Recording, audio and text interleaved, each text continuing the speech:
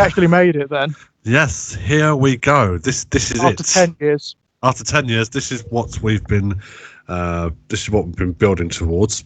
Yeah, this is the reason why we did this whole series, right? All of the chats about the Alien franchise. I was going to say, if you allow me just a moment to set the scene, it's important to understand how we got here in the first place. Yeah. So this video, as George said, has been like sort of 10 years, sort of on and off discussing about whether or not we were going to do it. And in order to do it, you have to talk about obviously the films that came before to set the scene, if you will. Well, you need context to this. Exactly. This is. I mean, it's hard to explain the emotional reaction to this film unless you understand where we're coming from. So, Alien set the template. Alien sort of redrafted the template. Alien 3 merged the two templates together. Alien 4 sort of put a blindfold on and saw what, like, the pin the tail on the donkey sort of almost approach to seeing what stuck. And every film up to this point, every film, for better or worse, whether or not it worked or it didn't, tried introducing a new element. It explored something new, sort of tried sort of mixing with the status quo a little bit. It sometimes worked, it sometimes didn't, but you have to give them props for the fact that they went, fuck it, we'll try this, see what happens. So please don't think I'm speaking out of turn here, because a lot of people obviously worked really, really hard on this project, and there is you can see a certain level of dedication in the final product. But please don't think I'm speaking out of turn here when I say Prometheus can fuck its own ass with the sharpest, rustiest fish fork it can find. It's a weird one, isn't it? I mean, I so remember this was a formative cinema experience for me. It really was. So this came out in 2012, right? Yes. The original Prometheus came out in 2012, and it was. Do you remember the build-up to it? I remember specifically sitting in the cinema and seeing the trailer for it. And the trailer, it was one of those trailers that told you nothing, which really is rare as fuck. It's very rare, isn't it? And it's in that way, it kind of echoes the original Alien, right? Because that did exactly the same thing. Exactly the same thing. I followed the production of this film from the moment it became public knowledge. Basically, I was following everything about it, and there was such buzz around it. There was such excitement. I mean, the notion of Ridley Scott returning to the Alien franchise. I mean, you have to bear in mind, Ridley Scott's name was still quite significant back then. Yes. The notion of it being another, I mean, whenever they did interviews with the creators about this on television or the internet, they always said the same thing, which is it's going to be a return to form for the Alien franchise. It's going to be smart. It's going to be asking like all of these profound questions. It's going to be referencing all of this philosophy. And I was like, oh God, this sounds amazing. This sounds like exactly what I want from this franchise, right? I was so on board with this. Yes. And then the started coming out, and the reviews were glowing. The reviews were amazing. Like from all of your mainstream cinema critics, it was 5 stars. It was incredible. It was fantastic. Yeah, seminal piece, blah blah blah blah. And this I learned 2 very, very valuable lessons when I finally sat down and watched this. One, don't ever get excited for a trailer ever again. Yeah. And 2, critics' opinions aren't worth the fucking paper they're printed. Worth shit. No, absolutely not. They will toe the line. They will say whatever they think is good for their career, effectively. Now, I went to see this film, and when I came out of it the first time, I went to see it on my own, because whenever there's a significant film out there, I want to see it on my own, because I need the focus. I want to like drink it in, without any distractions. Yeah. And it did that very unusual thing to me where I came out and didn't know how I felt about it, which is unusual, but it does happen. And it took me a little while. I remember being on the bus ride home and thinking to myself about it and thinking, I think I hated that. I hated it. I think me and Jen went to see it. Now, me and Jen had this ritual where we'll go and watch a film, and after we've gone to see the film, we will go and find the nearest pub. We'll have a couple of drinks, and we'll decompress, and we'll talk about the film with each other. We'll talk about the cinematography. We'll talk about the lighting. We'll talk about whatever the case may be. And we found a pub. We sat down. We got our drinks. And I think we sat there for about 10 minutes in utter silence, trying to find the best way to convey perhaps the biggest disappointment I've experienced in cinema for a long time. Absolutely. And it took me a while to figure it out. It took me a while because I had to sit and think. I had to sort of discuss it with myself in a certain respect. Like, why do I hate it? It's rare that I actually hate a film. That's very rare. I don't know. Absolutely. I can be disappointed. I can dislike a film, but it's rare that I actually hate a film. Yeah, exactly. And I hated this film because it was trying to flim-flam me. That's what I came out of it with. In that regard, it's a very, very like present day film indeed. In the sense that it's like those demagogic talking heads like Jordan Peterson and whatnot. That's what I get from this film.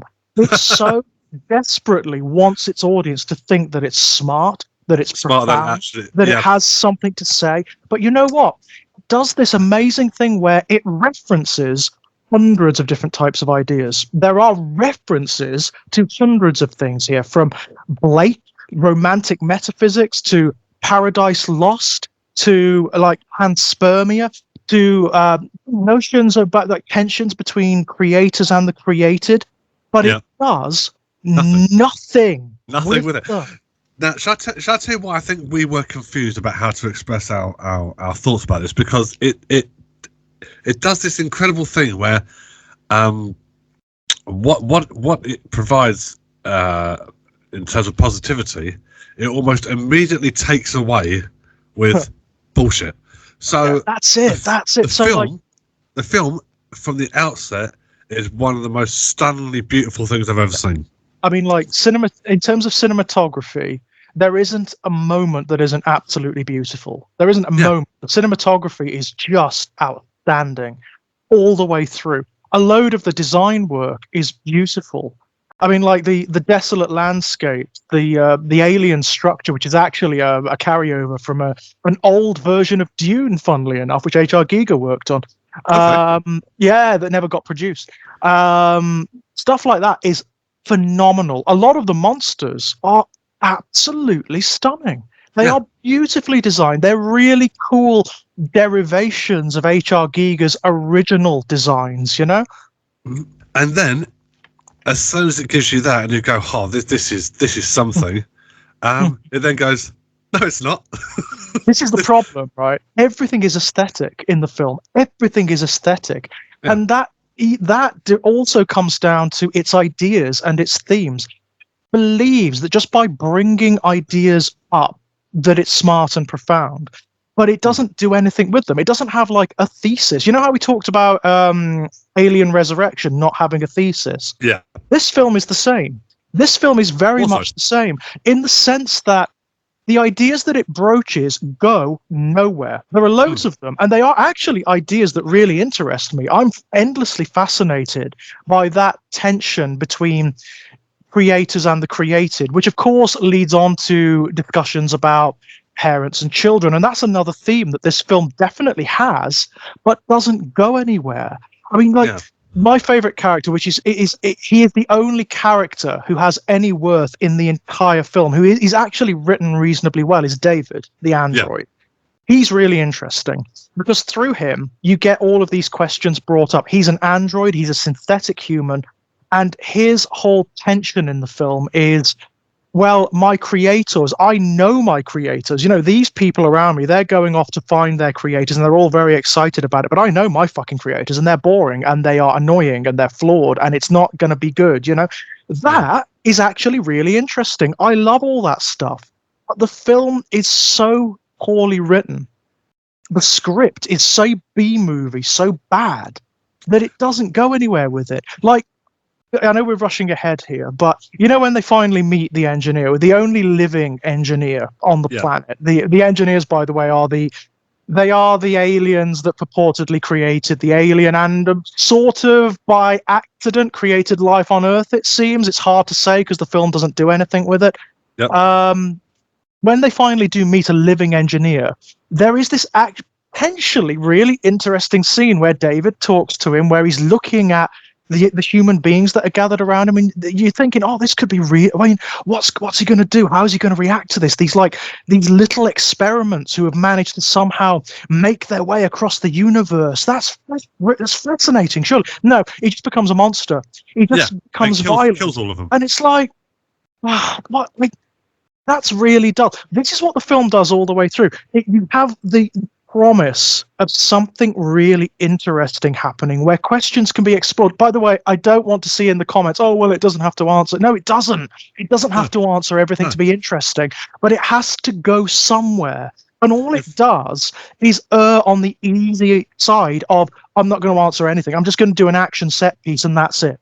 Yeah, well, it doesn't have to answer everything. I mean, you could very well argue that it wouldn't have to answer anything at all if they just hadn't have bothered making a film. Because once again, you're going into that sort of realm where,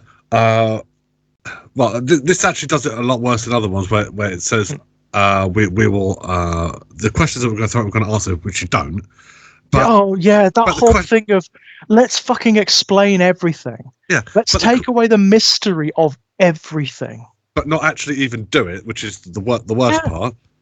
That's even well. That's the other thing. Like the whole impetus for this film was the space jockey, like that wonderful creature that H.R. Giger designed in the original Alien, which only exists for atmosphere's sake. He's just there so that all of these weird, wonderful, resonant questions filter around in your mind.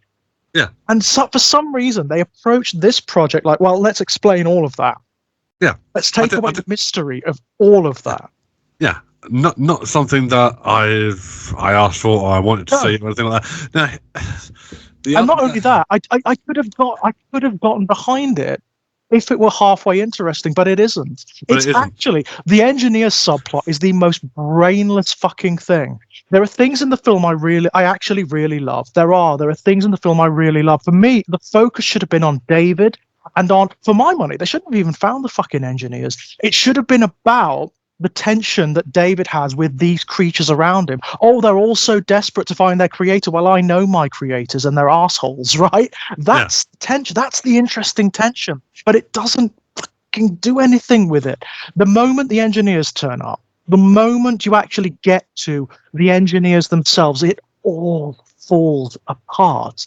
Like, there are even internal contradictions with regards to what the central impetus of the project is. So the reason that Elizabeth Shaw and her sort of also-ran husband, whose name I can't remember because he's not interesting enough, Tom Hardy. Only reason they inspire the Prometheus project is because of some cave paintings that are found in multiple different civilizations at different times across different human cultures in history.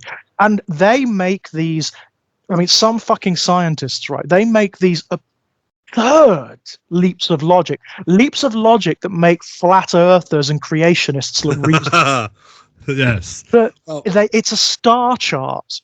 And not only is it a star chart, but it's an invitation. They use these words. There's no context for this at all. No. It's an invitation.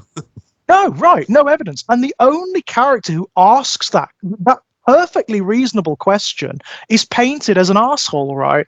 Yeah. They have to put the reasonable question in the mouth of an arsehole character. The reason being it punctures the thesis of the entire film. And on the back of that, this guy, Wayland, Mr. Wayland, who, by the way, worst old man makeup I've ever seen. It was bad, wasn't it? Why don't they just get an old actor to play him? Why does it have to be Guy Pearce? I mean, don't get me wrong. I like Guy Pearce. He's a good actor in most things that he's in. But this is not it. This is not the way to do it. This makeup is terrible. It looks worse. You know that Doctor Who episode where David Tennant's Doctor gets aged up and he's really old looking? That is better on the BBC budget of like umpteen decades ago.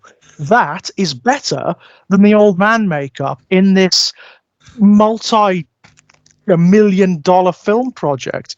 But that aside, on the basis of this flimsy nonsense, this, in any rational world, anybody hearing these people say that, first of all, their universities, the people who hire them, people who employ them are like, yeah, we're terminating your contract. Yeah, You quickly. are insane, right? You are bad scientists. You are bad professors. You are doing this wrong. On the basis of that, Mr. Wayland launches the most epic, expensive endeavor humanity has ever embarked upon.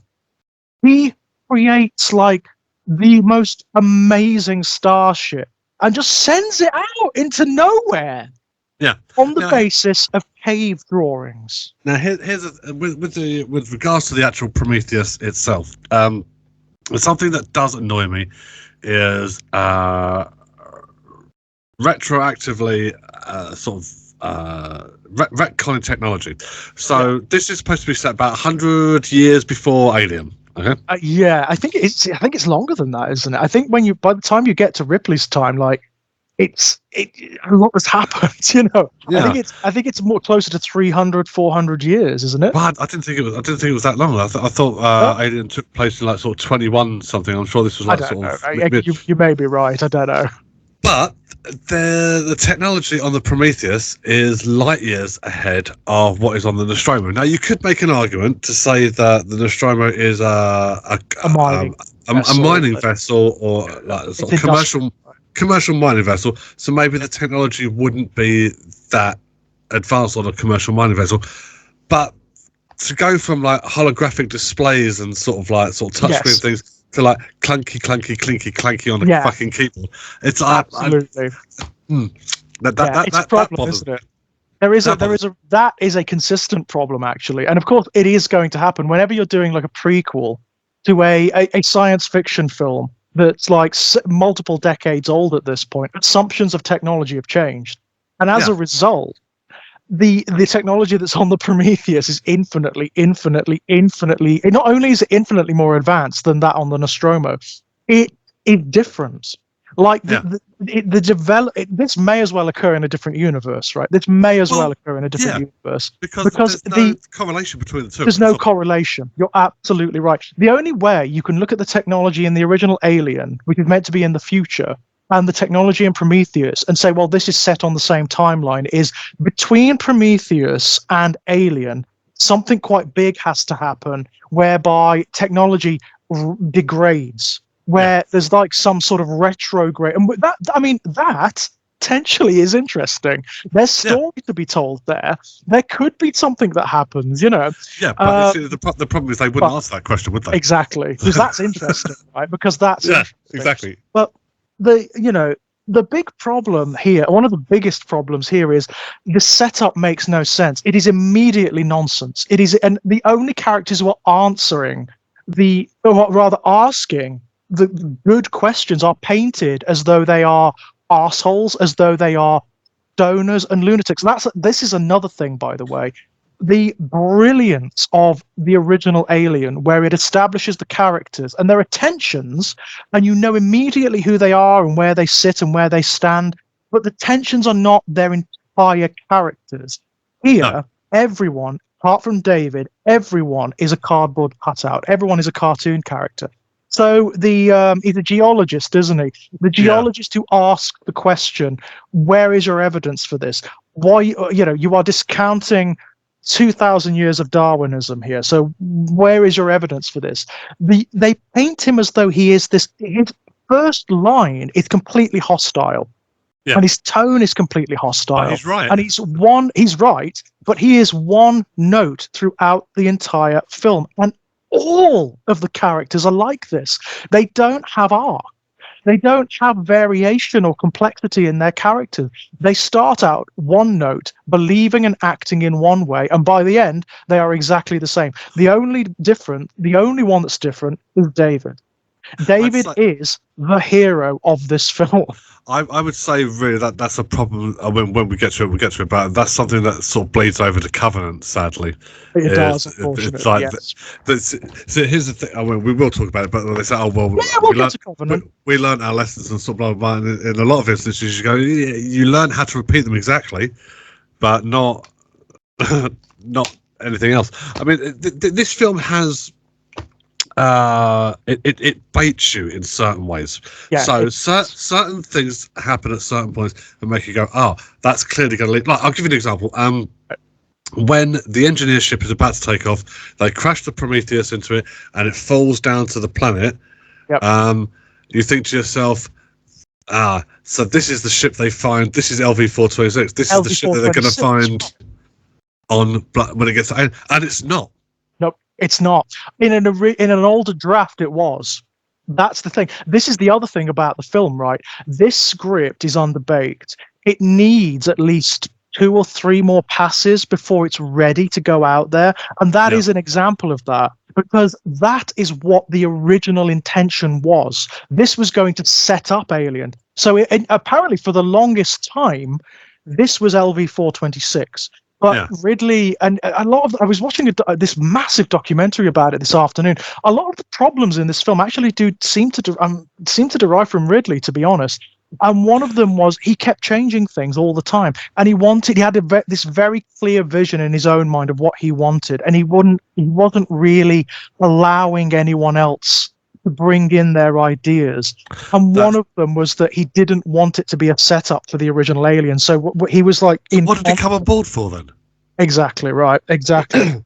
But this sounds to me like going back to what you said about the original Alien is that you didn't understand the treatment of what you were given the first time around. Exactly. You produced something amazing. You didn't understand what you were given. That seems to be it, because, one of the core things I absolutely loathe about this film, and I mean I absolutely loathe it, and it is one of the things that really upset me when I first watched it, was the portrayal of the engineers and their technology. Now, in the original film, before the notion of engineers comes up, when they discover the alien ship on LV-426, the whole point of it, the reason H.R. Giger designed it and the internals the way he did, is that it's a technology that defeats our assumptions of what technology is. It is organic, semi-organic, it's biomechanical, and that in a way whereby it's not just like anatomy married to technology. It's anatomy and it dissolves any concept, any distinction between them. And it looks like that's what the engineer's civilization should be, right? Yeah. However, in this film, that is simply not the case. Their technology is the same as ours. All of the ostensibly biomechanical stuff is aesthetic. It's completely aesthetic. Yes. When the ship and when the technology work, it works on the same basis as human ship and technology. So there are buttons to press and there are codes to put in and things like that. There are holographic projections. And it's like, oh my God, why? Yeah. Why are you showing us this? You are undermining the alienness of this civilization, of these creatures, right? And you are explaining things that didn't warrant explanation, that actually undermine their mystique. So one of the big images is the space jockey in the cockpit, right? Yeah. Oh, let's see how it moves. Let's see how it works. And it works just like a cockpit on a human ship. Yeah. Even the suit, that's the big one for me. Aesthetically, I hated that. The fact that the elephantine, it's not part of them, right? That it's not part of their anatomy. I hated that. I hated it so much. And underneath that, they are basically humanoid. They're a bit bigger, but they're basically humanoid. And I get what Scott was going after with this. I get what he was trying to do. It's a lot of things all mingled together. So they're supposed to be semi-angelic. So there's the whole Blake romantic thing, the metaphysics coming in. Yeah, that's what they're supposed to look like. So they're inspired by things like Renaissance art, like a Renaissance art of angels and of saints and that kind of thing. Michelangelo's David was a big reference for the engineers, which is why David is called David, obviously. But it just doesn't work. particularly doesn't work. I mean, this is an example of how stupid the script is, by the way. There is this incredibly B-movie moment where they find the decayed head of an engineer that's been wrenched off in some violence, and they take it back to the ship. And they're doing this there's this idiotic set, and I mean it is really idiotic set piece, where they're sticking electrodes in it and they're making it sort of flail about and sort of, make silly faces and whatnot. And they do a DNA scan, and there's this absurd line where the DNA scan says 100% match for human. Well, if their DNA was 100% match for human, they'd be human. That's how DNA works. 6 foot maximum. Yeah, that's how DNA works. It's an idea that isn't baked enough. The notion of them discovering, if all they had to do was rewrite that scene, just tweak it a little bit so it says, "Oh, that's weird." What? Well, there's similarities. These DNA patterns are found on Earth. They're similarities. Yes. Right. Not 100%, because that's not how DNA and genetics work. If it were 100%, they'd be human. Let's go back to the original Alien. I think the thing that annoys me about the costume, let's say the spacesuit for the engineer, was in Alien, when they find the one attached to the chair. I say attached to the chair because there's no evidence of it sitting in the chair. It looks like it's absolutely right. It's like it's grafted into it, right? Yeah, but that body is skeletal. The face is a skull, right? There's no evidence there at all that any part of that, if that was a sort of what they find the engineer's head on the planet in Prometheus, if it done the same thing, then surely the helmet would have rotted in the same way. Absolutely, yeah.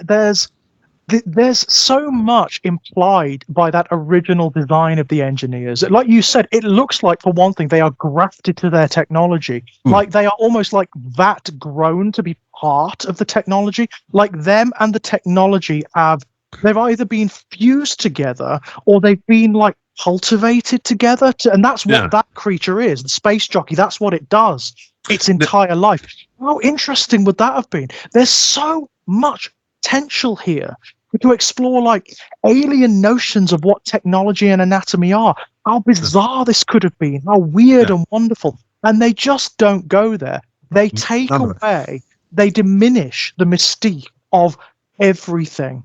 And it just, for me, I remember my heart dropping in my chest, when that suit opened up, when you see the engineers. And it's so clear when you look at the original space jockey, that was not the intention of Giger's design. It's clearly not. Clearly not. I mean, and the other thing as well is, I don't know where I'm going to go. When so the ship's going to take off, blah, blah, blah, they have to stop the ship, and the engineer sits in the chair, the helmet goes on, the chair turns around and spins up out of the floor. It's the same thing that the jockey was sitting on in the original Alien. And there are certain camera angles that are used as this thing is spinning around on its wheel. There's certain camera angles used where it deliberately invokes the same jockey from Alien, right? Yeah. So then not follow through on any of that, but still seriously imply that's exactly what you were going for. Yeah, that's a dick move. It's an example of how confused and underbaked the script is ultimately, because there are it's like everything we've been talking about. There are all these ideas and notions and concepts all jumbled up together, and it doesn't do anything. It doesn't go anywhere with them. And they all feel underbaked. Everything feels underbaked. It needed something much more central and focused to really explore, to get its teeth into. But my feeling about this, having watched this like almost 3-hour documentary, is that they were obsessed with the aesthetics. They were obsessed with how it was going to look, and they spent so much time and effort exploring how it was going to look that they kind of just neglected the script. Now, I can appreciate that to a certain degree, because there are certain things in the film which are just chef's kiss in terms of their design, their aesthetic. Oh, beautiful, There's some stuff that's absolutely astonishing. But again, it's what I said earlier. Everything it gives you in that, almost like a goodwill gesture, and you go, "Oh, this is exactly it." It goes, "Yeah, well, it's not. You can't have that." We're not going to. It's like, you have know, some when banality instead. you know when you have, I mean, it's one of the stupidest moments in the film, and this is the other thing that kills the film, by the way. It's the way the characters are written. It's the way they act. Oh, they are. They're supposed to be scientists. All They of can them. all fuck off as well. They're not supposed to just be scientists. Wayland is the richest man on Earth, right? He basically controls the planet. He owns the biggest company that basically owns governments that can do whatever the fuck it likes. It is it is the driving force of humanity at this point in its history, the Wayland Company, right? Mhm. And he gathers together purportedly the best people in their fields to man this mission: geologists, mineralogists, zoologists, biologists.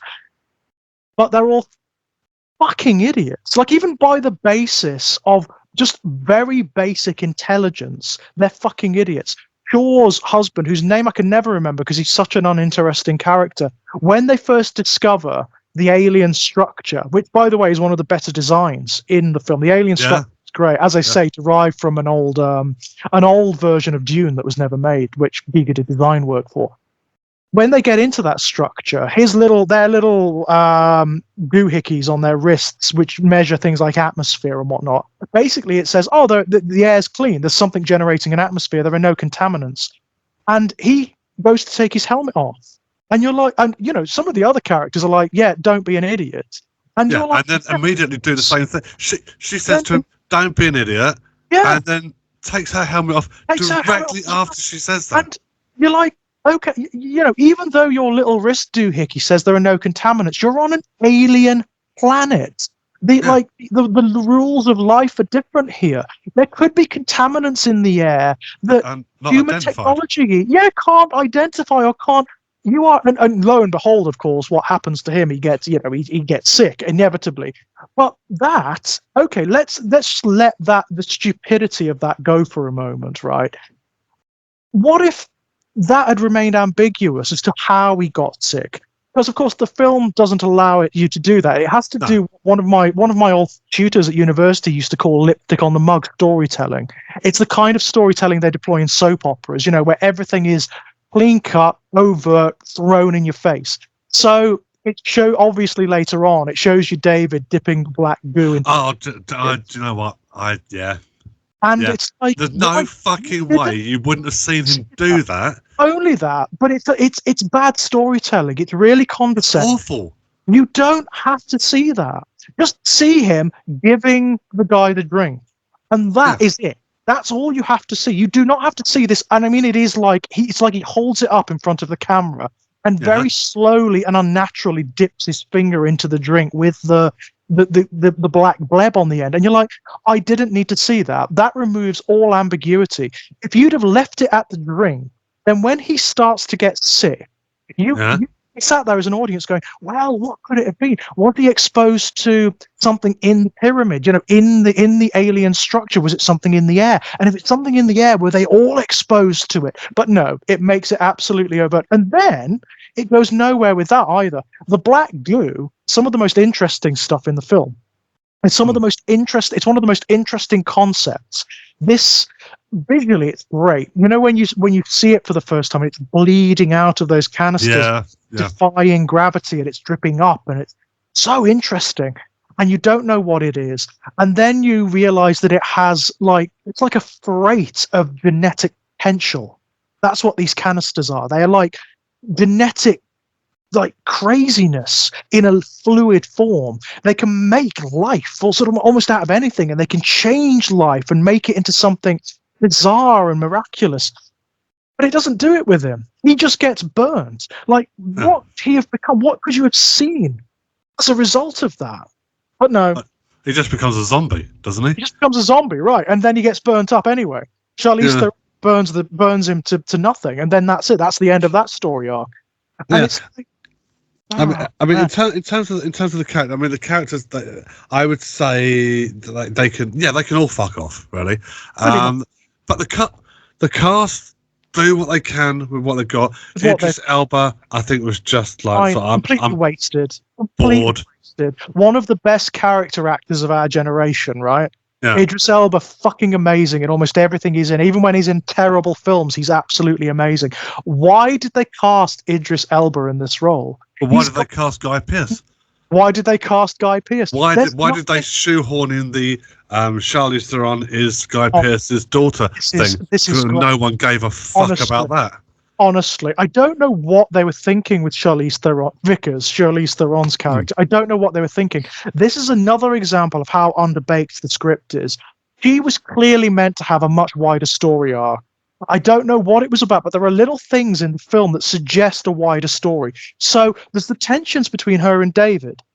Were they implying that she's also an android or a different form of android, one that's a bit more developed, one that's a bit more like a newer model or something?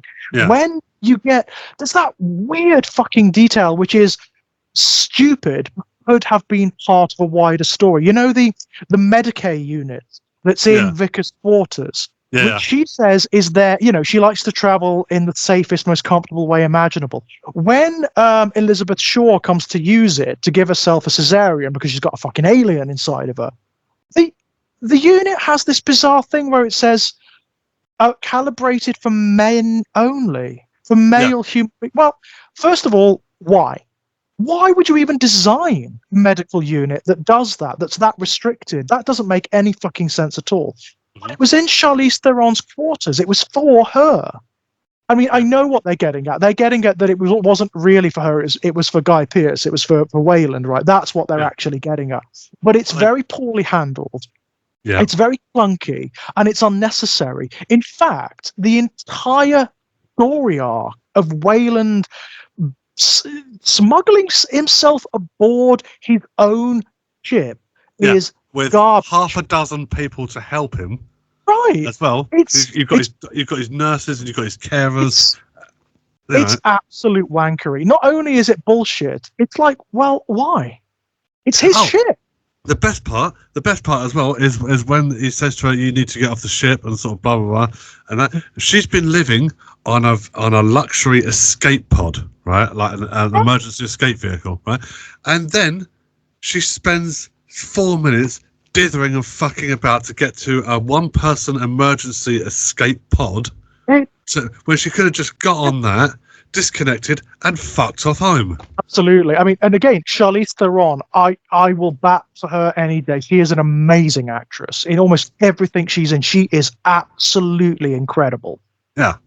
Here, there's nothing for her to do because clearly there was a wider script either in mind or in an earlier version that just got scrapped. That character, here's a fun game you can play at home, by the way, ladies and gents. Go and watch your Blu-ray or DVD or online copy of Prometheus and skip every sequence in which Charlize Theron features. It makes zero difference to the overall story. It makes zero difference to any of the character dynamics. The most notable thing she does is burns Elizabeth Shaw's husband. She does the Ripley thing, effectively. She won't let him back on the ship. And again, she's painted as the villain, and she's right. She's absolutely right. It's, I mean, I could sit here and I could berate this film possibly until the end of time, because likewise. And don't get me wrong, it is not necessarily the plot problems or the character inconsistencies or the poor script or whatnot that really, really bothers me about it. Because, you know, if this film had lent into its own B-movie qualities, if it had been advertised as just like, you know, a slightly brainless sci-fi film with arresting imagery, I'd have been okay. Yeah. I'd have been perfectly fine.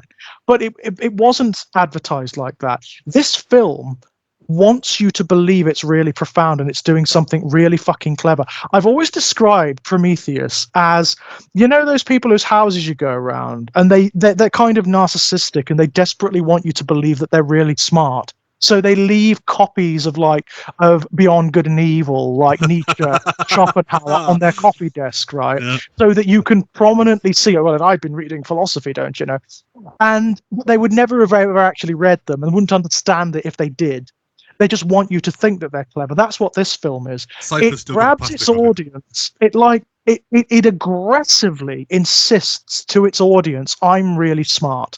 I'm really clever. I'm bringing up all these profound ideas. But it's not saying anything about them. There's no analysis. There's no thesis. There's no following through. There's no even like, it doesn't have any earnest curiosity about the ideas. That's the big problem.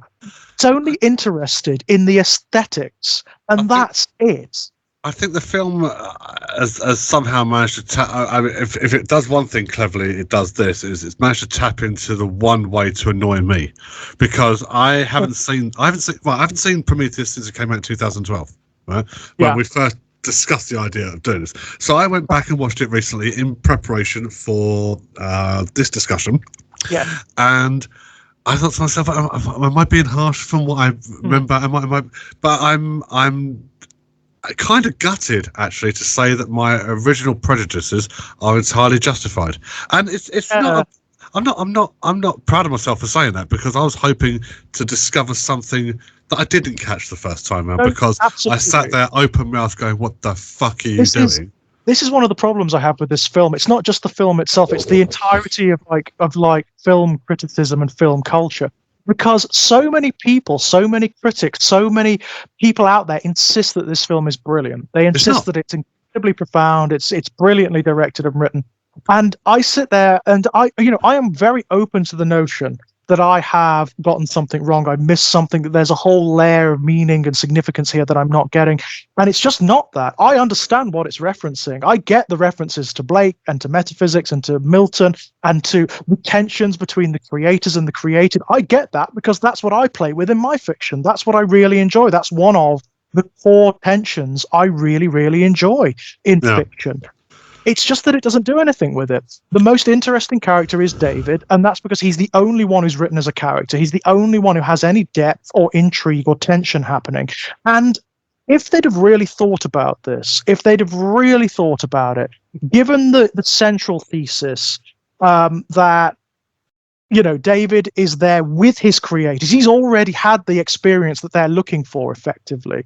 And he's very disappointed by it. His creators are not all that, and even their intentions for having him, for creating him, are arbitrary.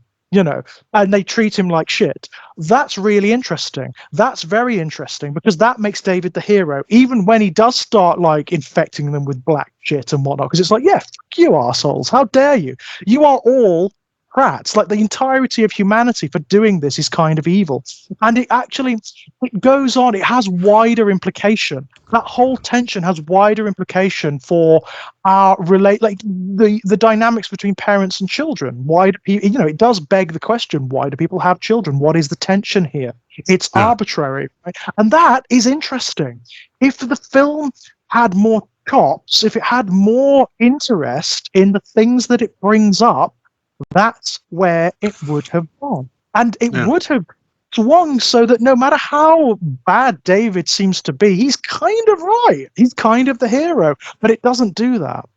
No, I think the other, in terms, I would say the film wastes its characters, but there's not really enough character there to waste. For example, the geologist and the other prick, who I've got my little mapping balls and that, and you somehow still manage to get lost. Yes, it's the stupidest.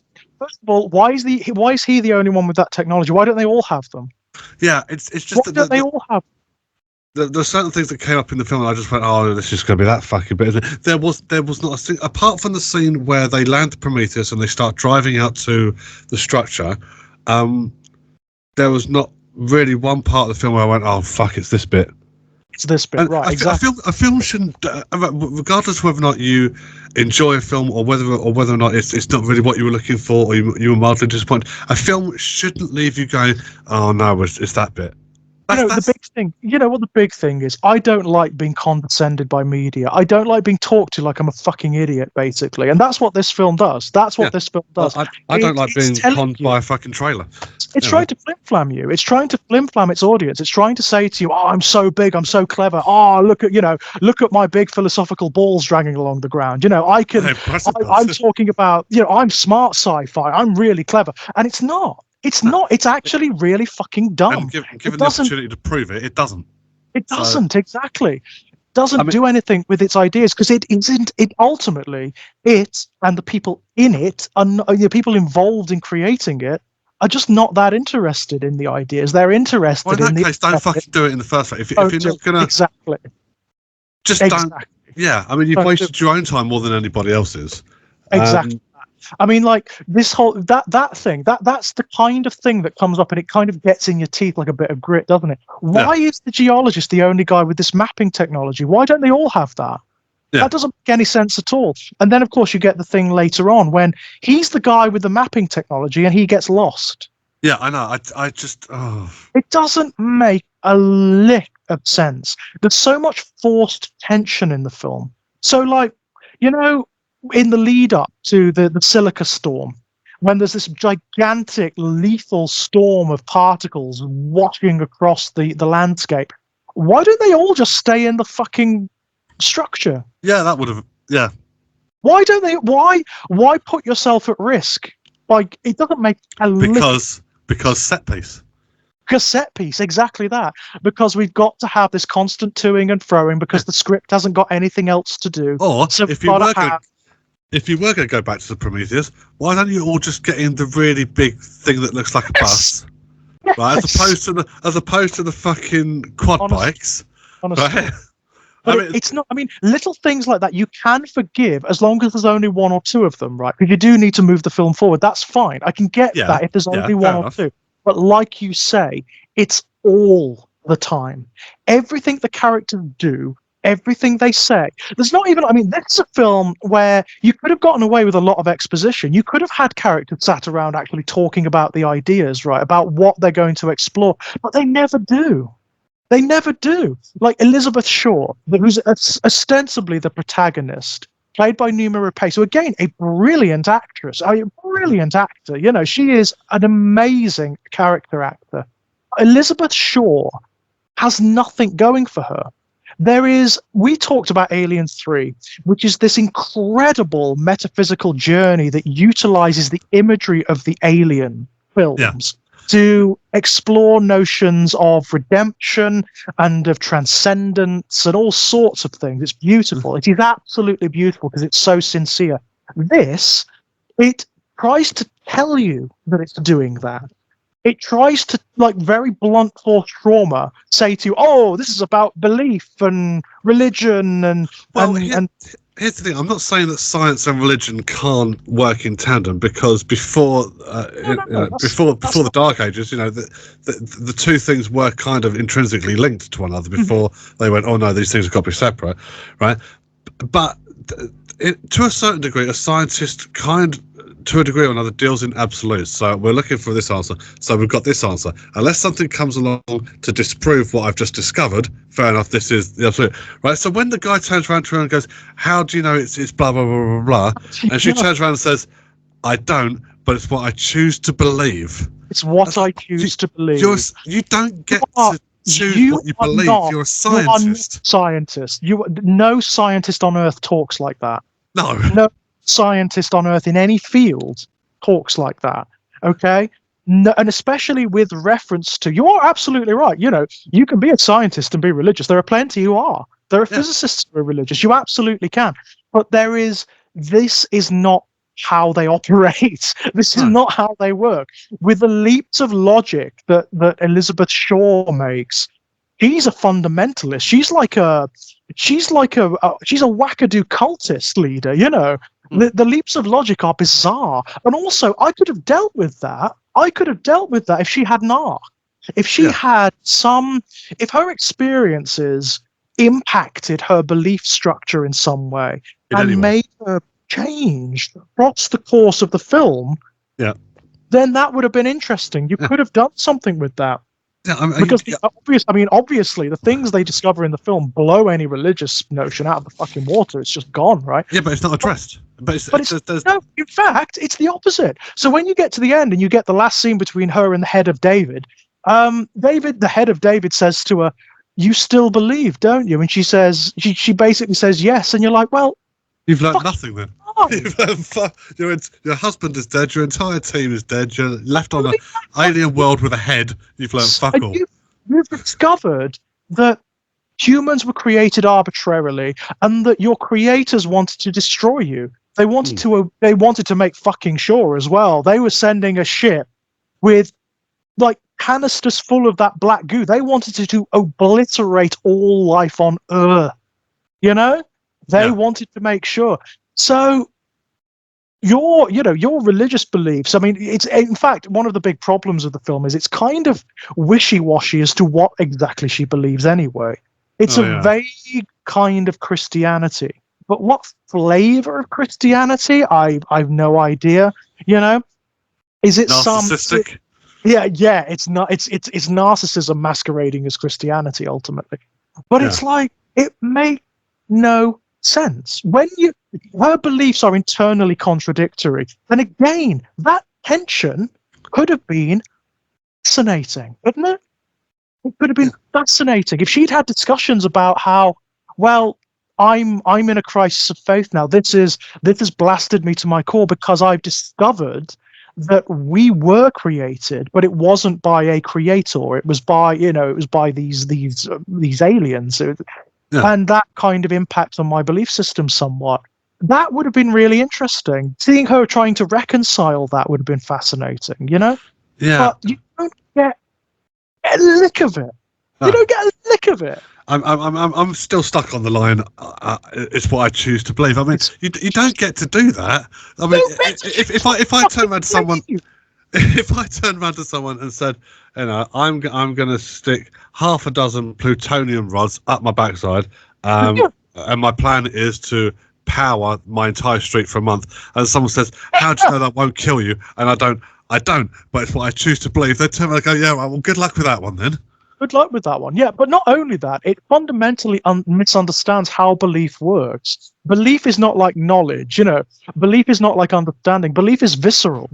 Yeah. You don't choose to believe anything. And if you do, you are, by definition, you are deluded. That's what choosing to believe something based on evidence is, right? Yeah. That's what choosing to believe is.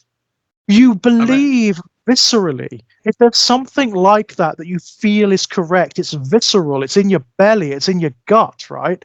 Yeah. But you don't see that. I mean, if you're presented with a situation where your entire team is wiped out and you've been left a shell of your former self, right? Yeah. And someone says you still believe, don't you? And your first answer is yes.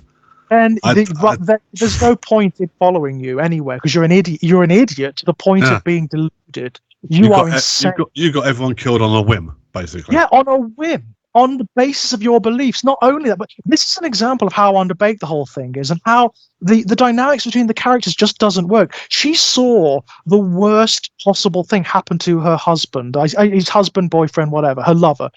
He was infected with alien goo. He became a host for something truly awful that was mutating him from within inside, and then he got burnt to death on an alien world that she dragged him to. That should have been it. Yeah. At that point, that is the end for her. Yeah.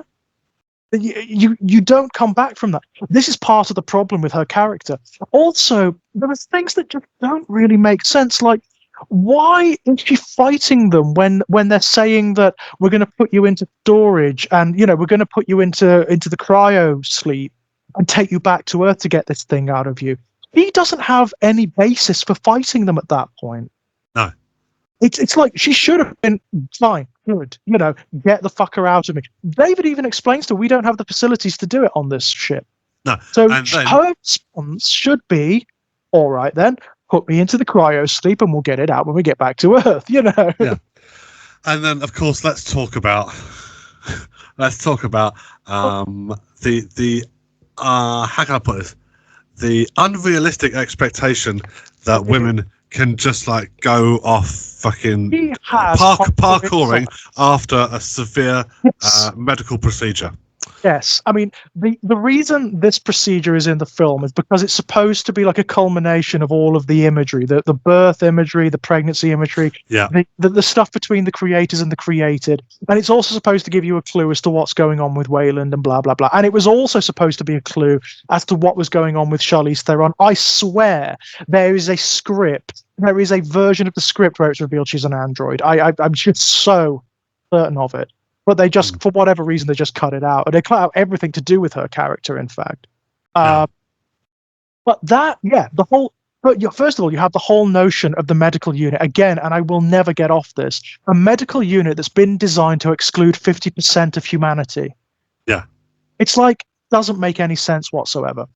Then, of course, you have what you say, this de facto operation that is surgically brutal and ridiculous, where it doesn't even put her out.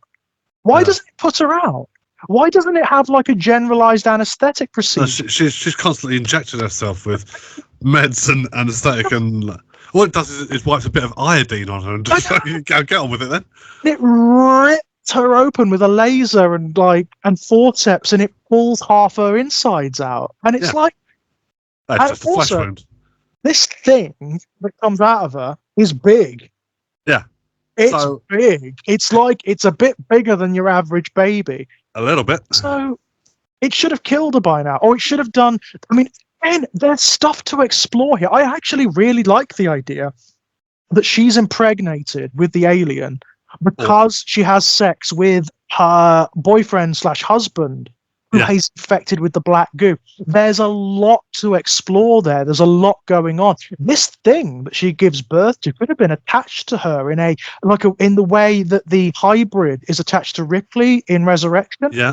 Could have been have infantile feelings towards her. She could have been attached to it as a baby, because we know that her character can't have children, right? That's one of the discussions that we have.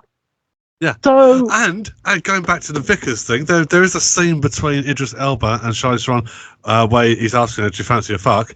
And then one of the things he asks her is, "Are you an android?"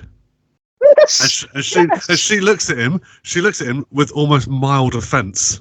Yes. Yeah. And you could have explored that. That could have been so much fun. What kind of android is she? Is she like the next model up from David? Because she's so much more human than he is. She's so much more emotional, and she can do things like have sex, be attracted to people, get angry, get frustrated. All of that stuff. It's so interesting. But she's a nothing. That character is totally vacuous. So yeah, I think you're right. There's a version or a treatment of the script flying by someone with that was a lot more prevalent. Where there was a character, where Vickers was an actual character somewhat, but for whatever reason they cut it out. But then again, it would be interesting to see really how many more of them would have been actual characters as opposed to just fucking set piece fodder, which essentially is all it amounts to. Even Vickers ultimately becomes set piece fodder. Yeah, and it's stupid set piece as well. The Prometheus school of running away from things. Oh, it's the stupidest thing I've ever seen. What an ignominious death. It doesn't make a lick of sense. You've even seen Shaw fall over and roll to get away from it. And all Vickers has to do is veer just a bit to the right and she'd be fine. Yeah, and should have been fine, yeah. There's... Again, they didn't know what to set do piece with without her. substance. That's the truth of the matter. They didn't know what to do with her. No, I didn't know what to do with any of them from the looks of it. No. Every character is arbitrary. Every character just dies arbitrarily. It makes it just like Wayland, right? There's potential tension going on there. He's come along because he wants to not die. Effectively, he's a rich old fucker who wants to be immortal. That at this stage of the timeline, it's the Wayland Corporation, right? Now, I don't know what it is by the time it is to Covenant. It might still be the same thing, but that could have been a wonderful little thing. With the death of Wayland, its stock prices drop. It then becomes Wayland Yutani. It merges with another company, and therefore that could have been a setup for something. Yeah, that could have been the setup for something. So this whole project, this umpteen $1 trillion project, almost bankrupt Wayland, right? Yeah. This vanity project that he's going on, which is effectively what it is. He's the rich old fuck who wants to live forever. Yeah. That effectively bankrupts Wayland and makes its stocks just crash. So another company has to come in and blah blah blah. Yeah. There's loads of stuff to be done there. But Wayland, tension isn't there again. The tension just isn't there. You get the sequence between him and the engineer just smacks him. Yeah, and that's it. That's it. That's it. Tar. It's like I get that what they're trying to do is mirror what David is feeling about his creators. So you meet your creators and you're incredibly disappointed that they are just as venal and as flawed as you are, right? Yeah. an interesting tension, but they do it in this blunt force trauma way that is too overt, too extreme. The engineer stops being a character and just becomes a monster, and it's boring. It's really boring. And of course, as you mentioned, you then get the Noomi Rapace parkour sequence, where, by the way, she's just had the most traumatic invasive surgery imaginable. And she's running and leaping, and it's like, after a cesarean section by laser with no anesthetic, I don't think she's even getting up. No. But the problem is the film from that point on, in terms of her mobility, is inconsistent, because she runs out of that fucking medical thing, and then the first thing she does is bump into Wayne and his cares and that, and then periodically throughout the film you'll see her just stumble and go, that smarts a little bit, and just like, fuck off. Yes, absolutely. Fuck off with it. You shouldn't be moving. No. You should not be able to stand. You should be barely conscious at this point. And also, I mean, there's just weirdness. Why do they leave the alien embryo thing, the fetus thing, in the escape pod? Yeah. Why do they just leave it there? David knows it's there. They all know it's there. So why do they just leave it? It doesn't. Honestly, there are many things that just don't hold up and under any kind of scrutiny whatsoever. It's a shame, because, like I said, there are ideas here. It brings up ideas. But the stupidity of the script, unfortunately, and the fact that it's so underbaked, and that it needs at least 3 more passes before it was worthy to be made into a film, means that those ideas go nowhere, and they are barely broached before the next stupid thing happens that distracts from them, diverts them, and undoes them completely. Yeah, I mean, completely. This is why I'm not that much of an advocate for taking stories back. I think if you're gonna do anything with the story, it needs to advance forwards, because going back very much limits you in what you can and cannot do. So, I mean, I think the Alien comics and sort of things like that probably took it in a much more logical direction.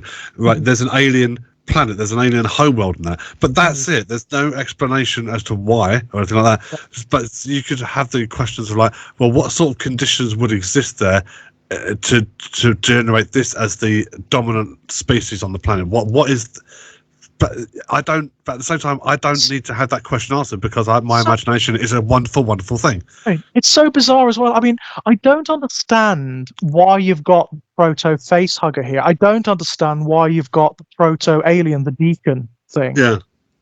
It's only there as an aesthetic chime, isn't it? It's there. It's almost like an aesthetic dog whistle. It's there to go, oh, I know what that is. Because by the time you get to the next film, those two concepts are completely redundant. Completely jettisoned. And it's not even that they're bad. I mean, like, the designs are good. I like the look of the big sort of Lovecraftian proto facehugger, especially when it's you get that shot of it positioned over the engineer, because it looks almost human.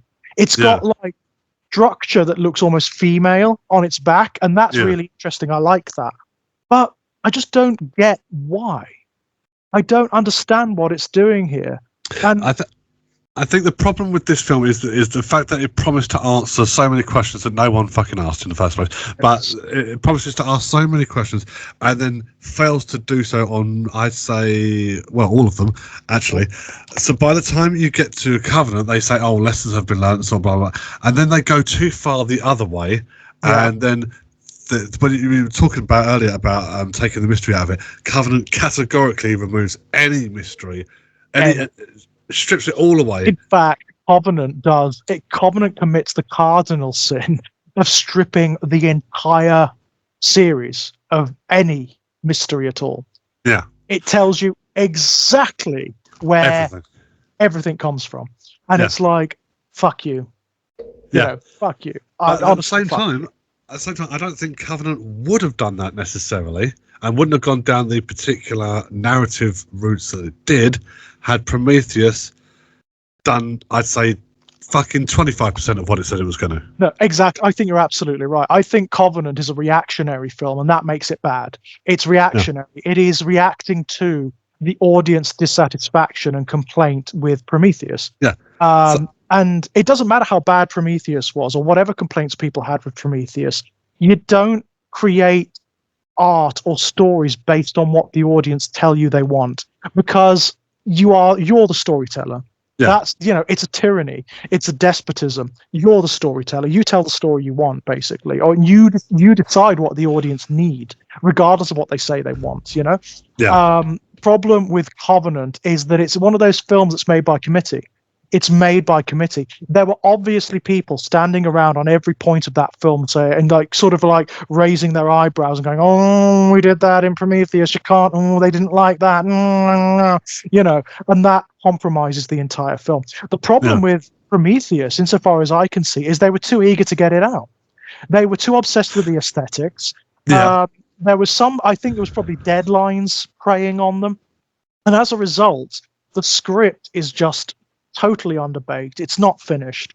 The ideas are there, the themes are there, even the characters and dynamics are kind of there, but they're not baked enough. There's not enough going on in them to make it to give it any texture or depth. It's a comic book. It's a real, to be honest, I've read comics that have far greater depth than this, which explore themes and ideas much better than this does.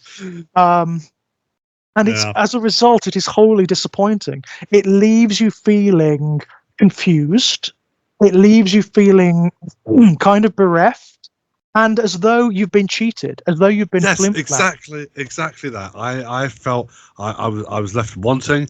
I cheated. No, that is exactly the right way of putting it, because I went in there thinking, "Oh, here we fucking go." Yeah. And I came out thinking, I got even more excited in the months directly before its release, because they went on a media blitzkrieg and they released all this stuff. There were all these TV spots where you were getting these little sequences where you had Wayland as a younger man, and it was just Guy Pearce playing him, giving symposia and talking about the development of AI and the development of the androids and whatnot, and all of this stuff. And I was like, "Oh, this is going to be so good! It looks so good," Yeah.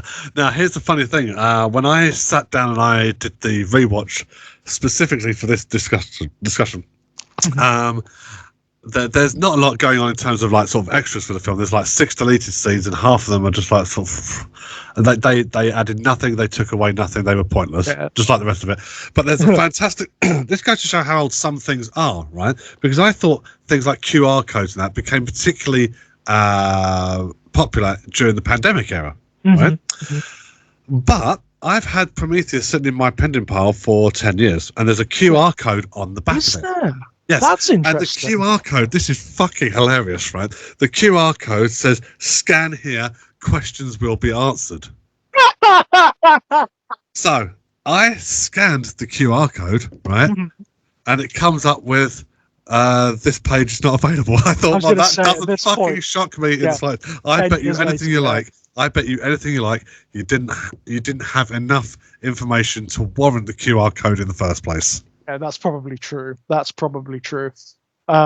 Just like everything else about the film, you let me down once again in a new and original way, I might add.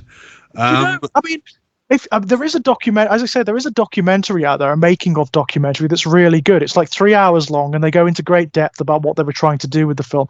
And there are great cracks that were just dropped, that were never filmed, unfortunately. But got close to being filmed. That sounds incredibly apologetic to me. It does, doesn't it? A 3-hour documentary talking about what they were trying to do. Yeah, I know, right? I know. What? All right, I might give that a watch. But some of it sounds really good. One of the key sequences of the film was going to be Shaw and her boyfriend, husband, whose name I can't remember because he's such a boring character, going to Wayland's seat of power, where Wayland operated from, to sort of plead their case, to ask to give their thesis as to why they need to go out into the stars and do all this and blah blah blah blah blah.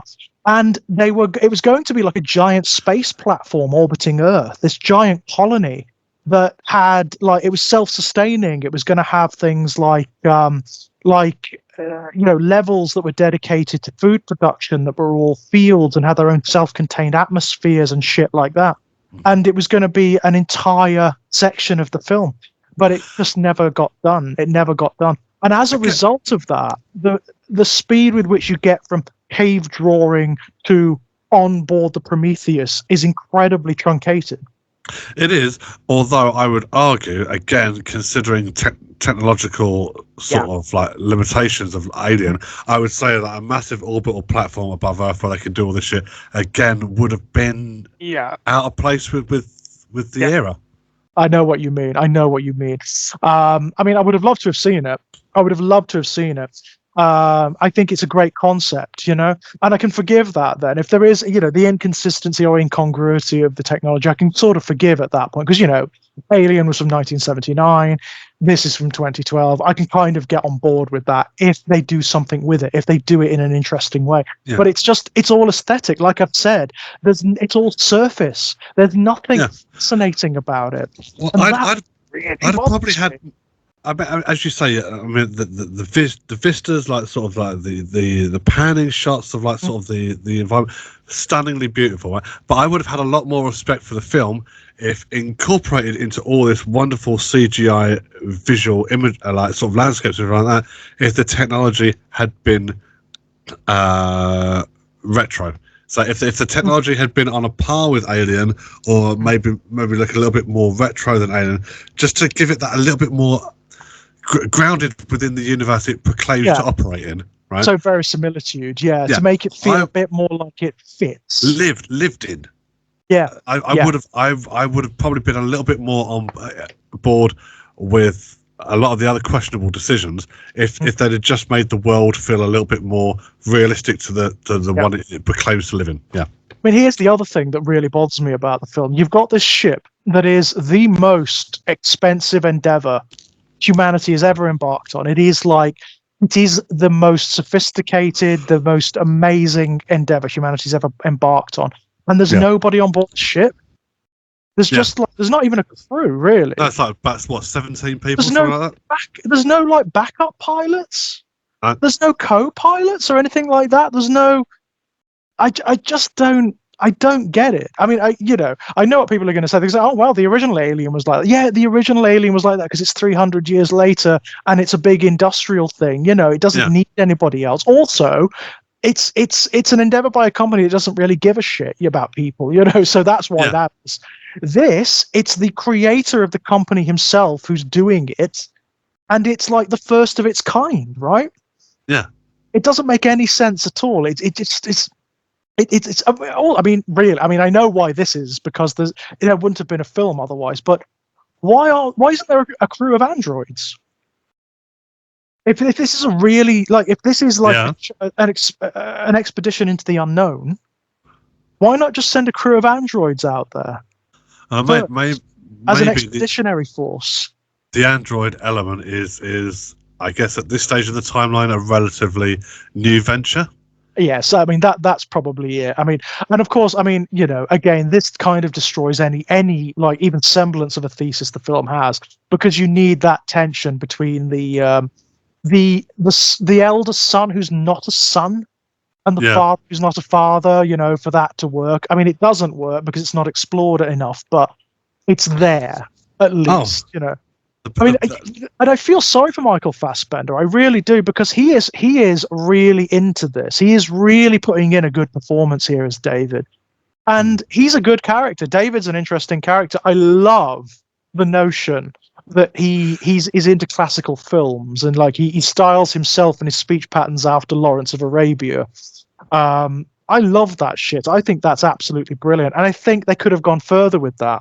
I would have liked to have seen him absorbing more films of that ilk, and more material of that ilk, and kind of building his personality on those characters. I think that would have been really, really interesting. I'd say the other thing, which is highly, highly amusing, at least to me, is when they're about to have the initial briefing. So this is why we've dragged you all the way to the other side of the galaxy. For these fucking 6 dots, and Wayland is giving the introduction and points to Shaw and nondescript boyfriend, I was like, okay, it's interesting how the hologram knows exactly where they're sitting. Where they're sitting, yeah. And if you would please join me up here, and if it points to her, sure, undisclosed other person. And it just seems, I thought to myself, well, Wayland's on the ship, so they could have explained later on that actually that's not a hologram recording from 2 years ago or whatever like that. It's actually like a transmission from the next room or something, so you can see what's going on. But again, it's not element. Nothing is there is no. There's nothing ties together. No, it doesn't. I mean, coherent way at all.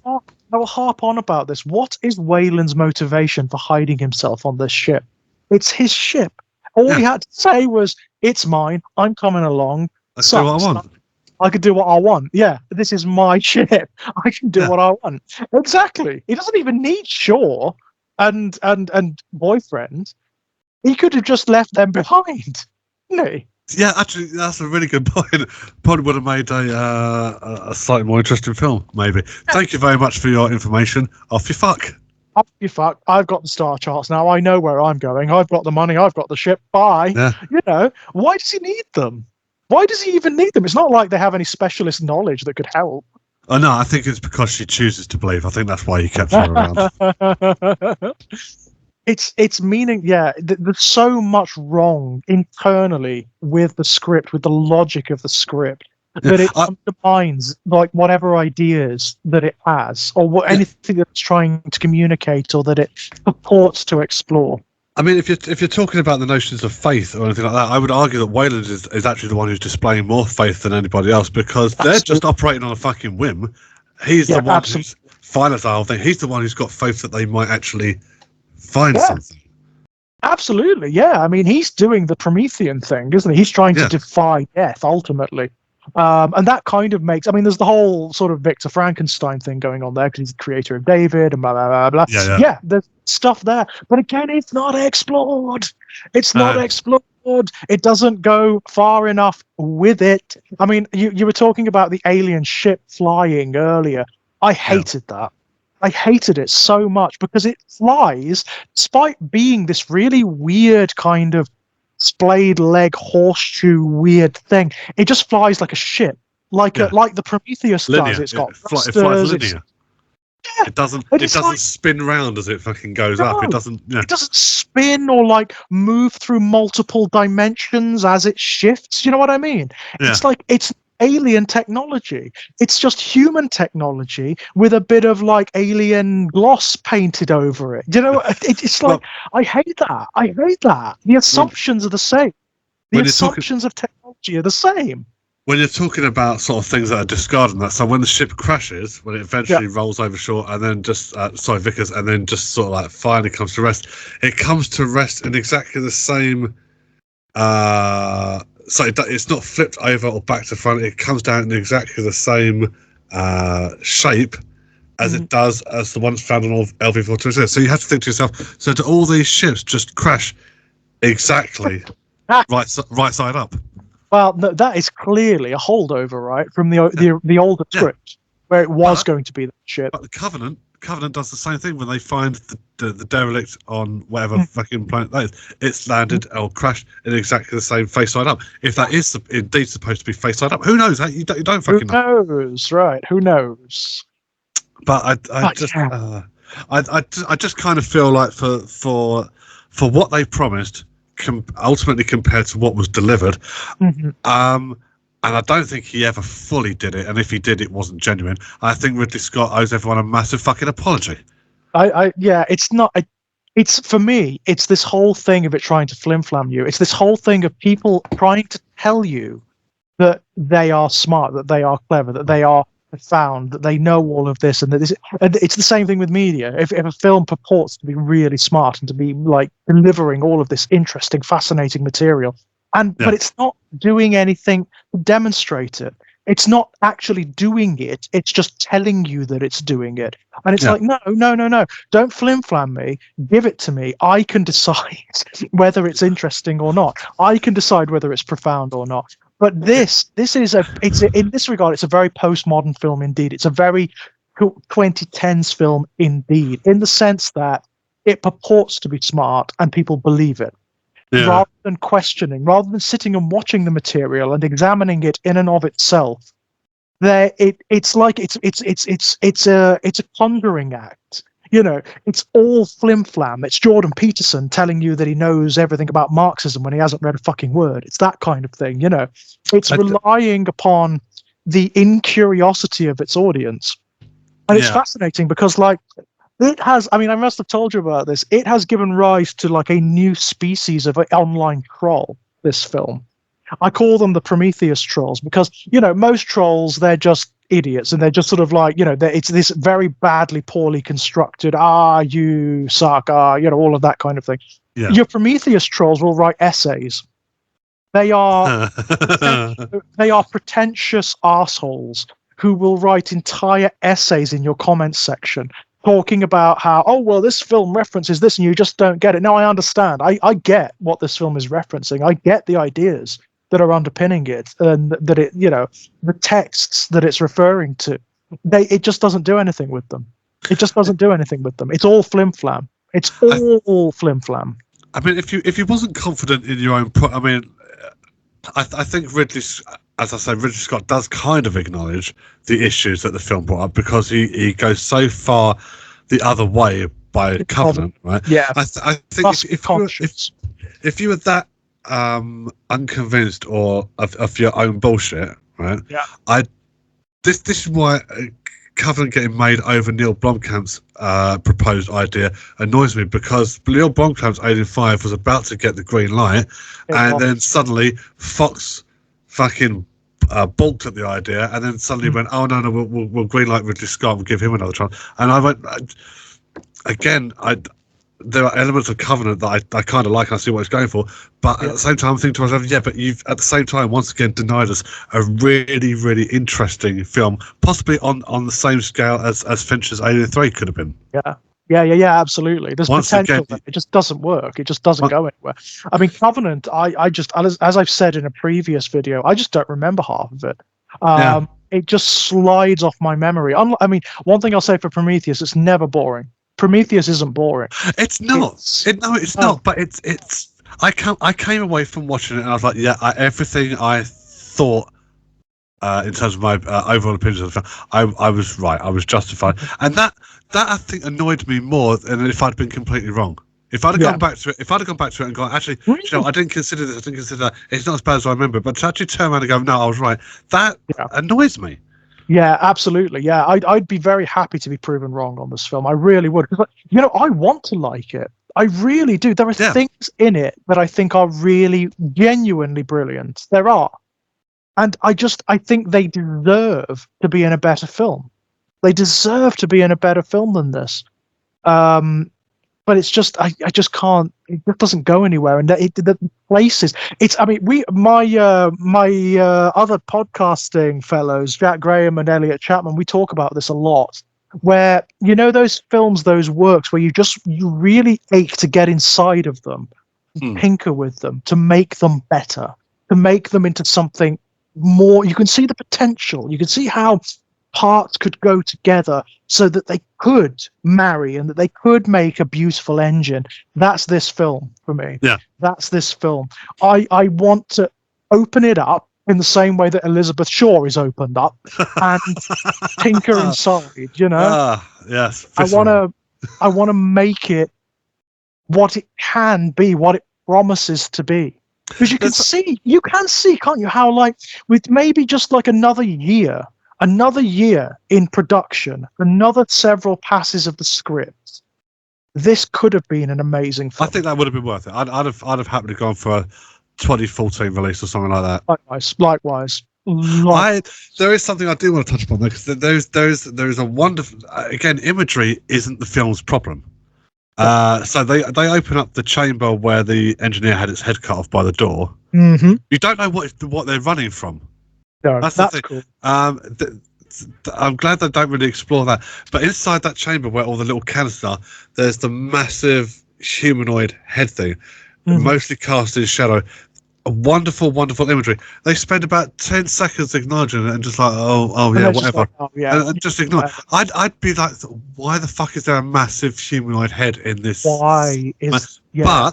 But directly above that, the murals and the collages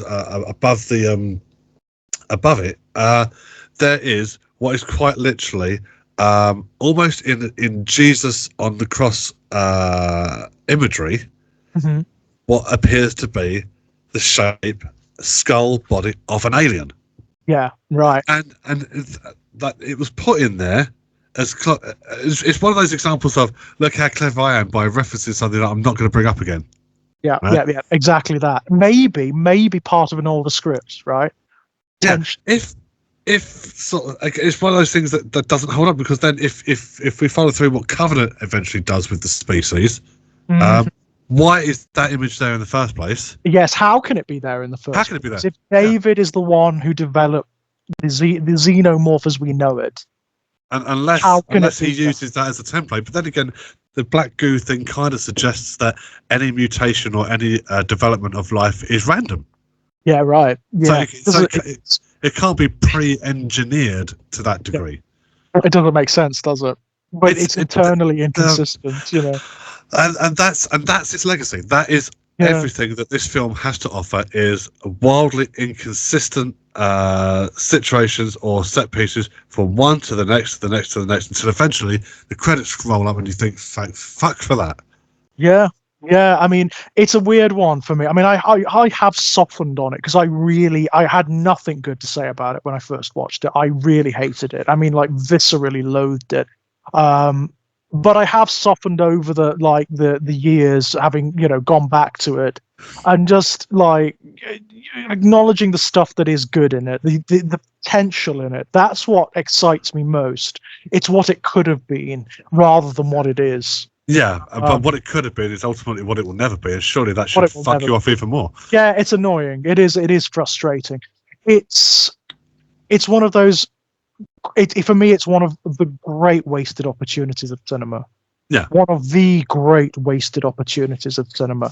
There is so much here that could have been really fascinating if it had more cojones, if it had more chops about itself. You know, there is stuff here that's so transgressive, so deviant, so profoundly bizarre, and it could have been a unique experiment in science fiction and horror cinema, but it's not.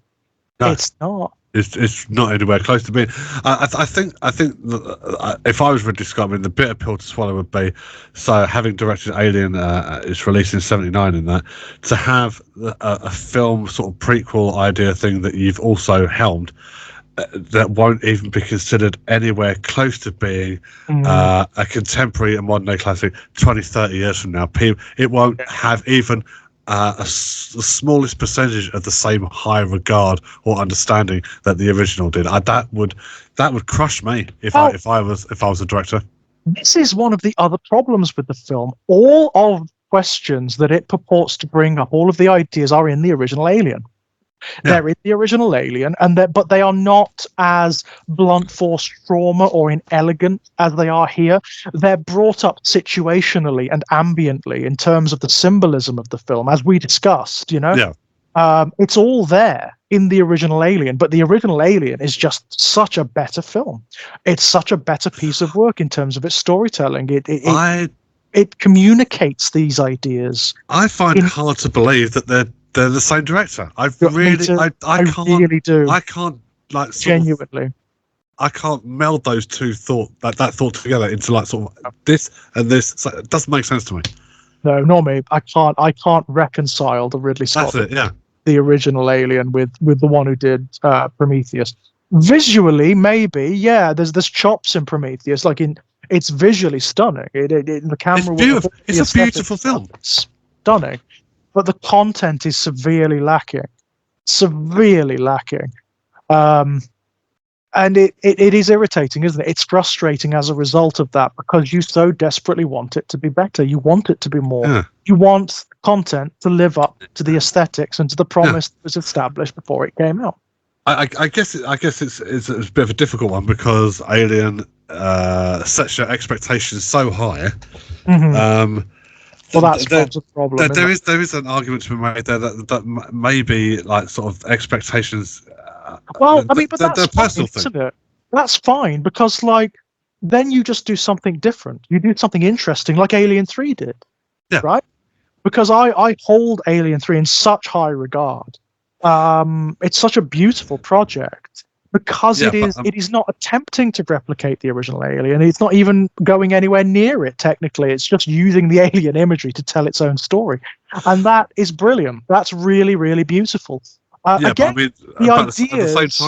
same time, look at the mess that Alien 3 was, like the audience reaction to it, which is why Alien Resurrection went down a sort of tried to do a familiar thing as what Aliens did. And then because the studio balked, they didn't want to push the boat out or something new, which is again why Blomkamp's film got canned over Covenant. Over Covenant, I mean, and my God, and we've been really burned now, haven't we, by this franchise? I mean, the Alien franchise is undoubtedly one of my certainly favorites in all of cinema. I love, I love the films. I really love. They are very important. But we have been burned a lot by this franchise at this point. We have. I mean, like you said last time, I don't know why, but I do feel an ember of hope for Romulus. Well, I'm getting more and more confused by that because I keep hearing conflicting things.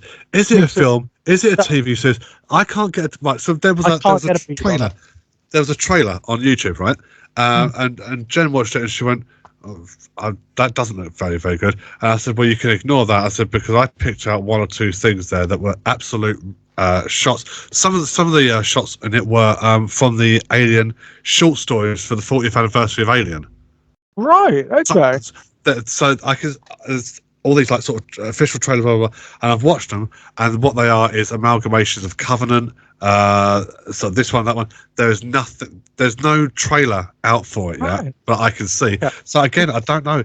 Is it a TV series? Is it a film? If it's a film, you've got to be very, very careful not to fall into the pitfalls that Prometheus and Covenant have provided for you. Right? Yeah. If it's a TV show, I mean, I saw that. I'll give you another good example. I saw the trailer for the TV adaptation of Fallout the other day. Oh, which looks amazing, right? And I thought to myself, this could be. This could you might have actually hit the nail on the head with this. It looks like the video game. It does. For all the world, it looks like the world of the video game. But it needs to have the same dry sense of humour that the games have got as well. Yeah, it so does. Married with that perfect insidious sort of what was going on with Voltec, sort of all that sort of stuff. Yeah. If you're going to do a TV show, or whatever this is going to be, Alien Romulus needs to explore itself. Otherwise, it's just going to jump into the potholes that has been. And I'm a bit concerned because I don't know if it's one thing or the other. Just tell us categorically: is it a film? Is it a TV series? Yeah, I keep hearing like some people saying it's a series of films. I keep hearing people saying it's a TV series. I hope it's a TV series myself. Yeah. I think that's the format to go with now. There's such space in a TV series or a streaming series to explore this universe. There's such space, and I think that's where it needs to go. I mean, I'm already a little sort of out of sorts with it because it's done that thing of just putting the alien, the xenomorph, front and center. It's all over the art, and I'm sort of like, no, don't do that. I know why you're doing it. It's because it's the most iconic image, and that people are going to recognize what it is. Yeah. But you are kind of undercutting yourself by putting that creature on the posters and everything for it. Sure. But let's see. It could. I sincerely hope it's brilliant. I sincerely hope that it's going to. Maybe it'll do the Hannibal thing. Where it takes the universe and does something completely unexpected and brilliant and expands it in ways that you never could have conceived before. It does happen. Hannibal did it. It is the best TV show ever made, and I will brook no argument on that. Primarily because Mads Mikkelsen, Of course. I mean, if they did like a sort of do what The Last of Us did, its TV adaptation, or season 3 of Picard, where you've got like sort of 10 episodes, an hour each. That's basically there's 10 movies. There's like 10 hours worth of content where you could do something really interesting. That gives you the Absolutely. just enough scope to really push the world out and see where it takes you. But it's got a lot of competition with regards to science fiction streaming series as well, and a lot of them are really good. It's got stuff like Black Mirror to compete with, yeah, so it's got to be good. It's got to be sophisticated. It's got to give its audience a little bit of credit. It can't rely on the nostalgia of the Alien. It can't rely upon people's love of this franchise, because that love is fast going away, because we've been burned so much, right? a lot of goodwill has been spent. A lot of goodwill has been expended now, and it needs to be good. It needs to be something good. Yeah, and that I guess that will. I mean, if Romulus ends up being a 10 episode series, I mean, I'm not sure. Do we explore all of them in one video, or do we take them as they come one by one? I will happily go one by one. I've done it. I'm doing it with Hannibal right now. With Jack and Elliot. So I'm happy doing episode by episode. I am absolutely happy doing that. Yeah, that would be cool. Like again, it would just be nice to know categorically what the project is, one way or the other at this point, because it's supposed to be out this year, isn't it? Yeah, with the caveat that if it's really shit, we are allowed to veto it. We're allowed to say no. Okay, fair enough. With the caveat that if it is really shit, i.e. like not worth your time, shit. Well, if it's we'll see what happens with that. But of course, next we'll do Covenant, right? Yes, we're gonna be exploring that again. Things that need to be. Doesn't need to be done. I mean, it is not going to be as big or as profound as this one. No, because the film tried. The film, well, that's one part. Yeah, the film itself just doesn't have anything there, does it, to explore really. But the other thing, of course, is that this is the one that had that personal impact. I mean, personally, when I came to Covenant, I didn't expect anything of it. I was always so burnt from Prometheus. I was sort of like, I was cynical already. I was sort of like, come on then. Do you know what? I should have been. Get on with it. I should have been, but I did that once again because it's this franchise. I went, oh, do you know what? Fair enough. Let's give this a go. Absolutely, I'm on board with this. And I don't know whether I should just stop or or whether I should keep giving that level of enthusiasm, because sooner or later it's going to get to the stage where it's like, I don't know, they'll release one too many projects which are underwhelming or uninspired. And do I give up or do I keep going? Yes, let's watch this. Let's do this. I don't know. I mean, at this point, I'm going to be cynical now. I think I'm not going to have expectation going in, and then I'm not going to be too disappointed. But Covenant, no, we'll get to it when we get to it. But it's such a nothing. It's such a nothing film. Again, I know that there's ideas, and there was even stuff that was filmed that isn't in the finished film that would have been really interesting. But we'll talk about it when we get to it. Absolutely. Well, that 10 years coming, Jeff. Yeah. There we go. We did it. We did it. Congratulations to us, I think. Yeah, I think so. Well, before we go, man, do you have anything you want to pimp out? Just the usual shit going on the Wolfkang1 channel. Plenty of Scorponok. You've done Scorponok today, haven't you? That was released today, yeah. It's no way going to get the same level of interest as last week's review. Last week's review, for some reason... What was that? Skystalker? Mind you, Skystalker is cool. It's a brilliant toy, isn't it? I mean, I've had videos that sort of got like 1,500 or 2,000 views, something like that, but that was over like a period of like sort of months, and this did about 1,800 in the space of a week. Yep. I've no idea why. Maybe it's because people said, oh, do you know what, there's some dickhead who's super glued a toothpick to a toy. I sincerely don't know how it works with YouTube at the moment. I went and looked at one of my film episodes that I did with Jack and Elliot. We did Clash of the Titans I think we did it it was the year before last. Yeah. And that, I don't know why, of all the reviews we've done, that one has, I think it's 41,000 views. Wow, that's incredible. And it's like, it's more than all the others combined. Yeah. I don't know. We didn't do anything different. There's nothing different about it.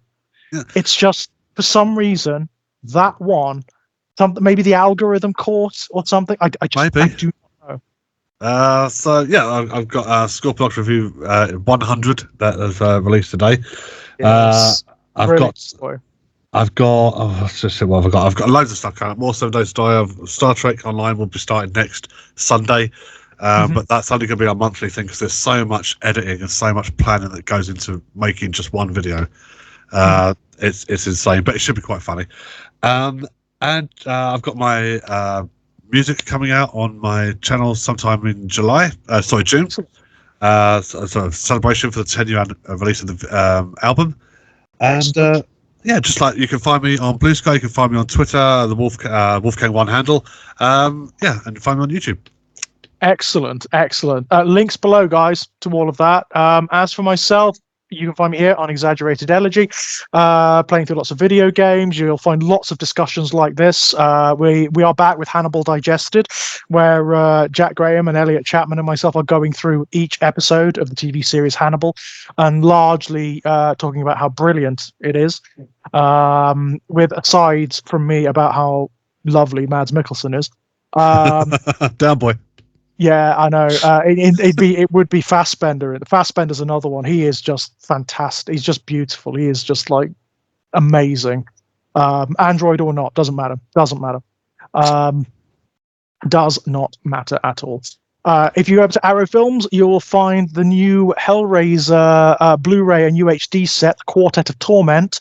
And myself and Kit Power, who's familiar to this channel, are on the Hellbound DVD. We're on the featurette Hell is What They Wanted, which is it's an hour and 40-minute chat that Kit and I did about Hellbound and Clive Barker and the Hellraiser franchise and all sorts of stuff. We're really proud of it, and it's a lot of fun. We're really proud of that one.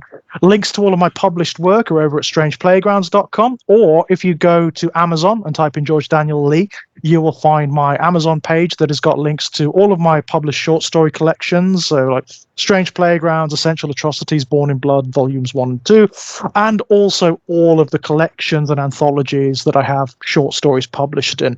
If you go up to gingernutsofhorror.com, you will find the ongoing series, My Life in Horror, which I inherited from Kit, and that is a series of articles and essays about the horrific media and materials that have meant something to me, that influenced me growing up, and that kind of thing. That's a lot of fun. There's a couple of those due out very soon. The last one I did was The Mist by Stephen King, which was the first horror short story I ever read as a kid. Yeah. Ever. Wow. Yeah. That was an interesting one. That was interesting to revisit. Apart from that, we'll be back with Covenant, I believe. Yes, next time, Jeff. we will. Yes. Excellent. Well, until then, guys. Give that a rewatch as well, actually, just to make sure I'm correct on that one. Yes. I've got to rewatch it because, as I say, it slips away. I don't know what it is. That film is Teflon. It just slips from my mind. I can only remember bits and pieces of it. Well, do you know what? Prometheus will sit in the collection. Now that I've watched it, it will go in the DVD collection, and it probably won't get touched for another 10 years. Yeah, that's probably the case. Yeah, until then, guys. Bye-bye. Take care.